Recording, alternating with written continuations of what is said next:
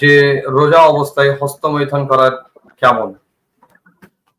তাহলে কি রোজা ভঙ্গ হয়ে জি যাবে?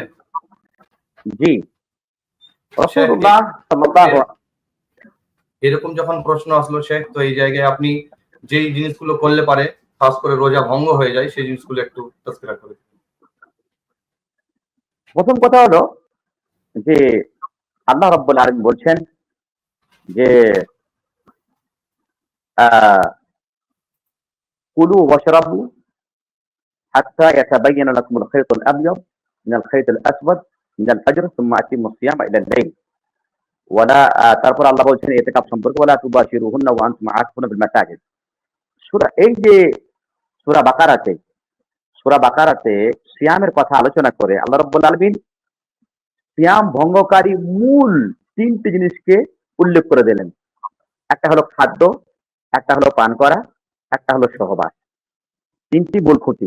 তারপরে খাদ্যের ওই সমস্ত জিনিস যেগুলো খাদ্যের পরিবর্তে ব্যবহার করা হয় বা খাদ্যের জায়গাতে ব্যবহার করা হয়, এবং এখানে বলা হলো সহবাস এবং অন্য ওই সমস্ত জিনিসগুলো যেগুলো সহবাসের কায়েম মাকাম বা সহবাসের সমতুল্য বা সহবাসের মানেতে চলে।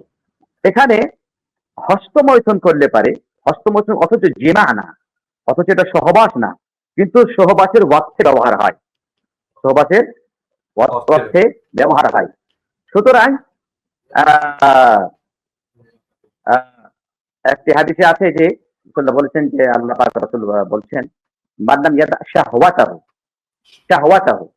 যে ব্যক্তি তার শাহওয়াতকে না ছাড়লো তার রোজা হলো না, তার রোজার কোনো দাম নেই। তো শাহওয়াতের অর্থ হচ্ছে কি, এই যে বীর্যকে স্খলন করা, বীর্য বের করা বা হস্তমৈথুন করা, এটা হচ্ছে কি শাহওয়াতকে পূর্ণ করা। সুতরাং এটা রোজা ভঙ্গকারী। কিন্তু কেউ যদি হস্তমৈথুন করে তাহলে তার বিধানটা ভালো করে জেনে নেন যে হস্তমৈথুন করলে তার উপরে শুধু কাজা আছে, তার উপরে কাজা, ওই কাফারা নাকি যেই কাফারা রোজা অবস্থাতে কোনো পুরুষ যদি তার স্ত্রীর সাথে সহবাস করে নাই তাহলে তার উপরে কাজা প্লাস কাফারা।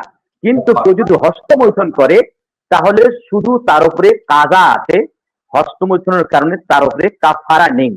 যেমন কাফারা স্ত্রী সহবাসের আছে, আবু হুরায়রা riwayat বুখারী মুসলিম শরীফের হাদিসে আছে যে একজন লোক আল্লাহর নবীর কাছে এসে বললেন যে আল্লাহ রাসূল, আমি তো ধ্বংস হয়ে গেলাম, হালাকতু ইয়া রাসূলুল্লাহ, আমি ধ্বংস হয়ে গেলাম। আল্লাহ রাসূল বললেন কিভাবে তুমি ধ্বংস হলে? বললেন যে আমি রোজা অবস্থাতে মাহে রমজানে আমার স্ত্রীর সাথে আমি সহবাস করে ফেলেছি। আল্লাহ নবী বললেন বসো শান্ত হও। তারপরে আল্লাহ নবী বললেন যে তুমি কি একটা দাসকে স্বাধীন করতে পারবা, একটা গোলামকে স্বাধীন করতে পারবা? বলছে আল্লাহ নবী আমার এই সক্ষমতা নেই।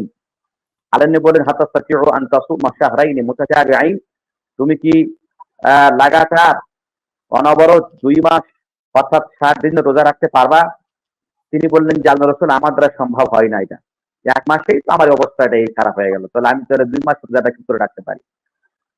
তারপরে আল্লাহ বললেন যে আচ্ছা তাহলে তুমি 60 জন মিসকিনকে খাদ্য দিয়ে দাও, 60 জন মিসকিনকে।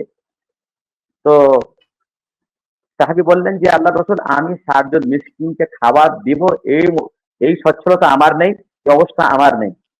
এবার আল্লাহ বলেন দাঁড়াও, তুমি বসে যাও। এই মুহূর্তে আল্লাহ নবীর কাছে এক গুছা খেজুর এলো।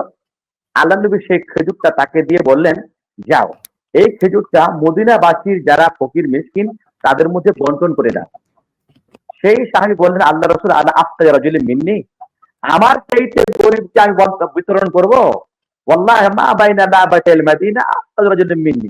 আল্লাহ রাসূল মদিনার 2 লাবাব হাররা শারকিয়া এবং হাররা গারবিয়ার মধ্যে আমার মতো গরিব মানুষ আর কেউ নেই।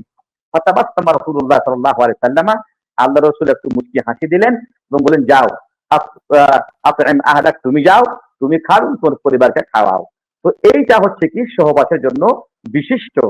আর হস্তমৈথুন সহবাস না, কিন্তু যেহেতু সে শাহওয়াতকে ছাড়লো না, আর শাহওয়াতকে ছাড়াটাই হচ্ছে সিয়ামের একটা গুরুত্বপূর্ণ বিষয়, সুতরাং তার রোজা ভঙ্গ হয়ে যাবে, কিন্তু তাকে শুধু কাজা করতে হবে। রমজান মাস যখন পেরিয়ে যাবে তখন সে যেই দিনে হস্তমৈথুন করেছে সেই দিনের রোজাটা সে কাজা করে নেবে। জি।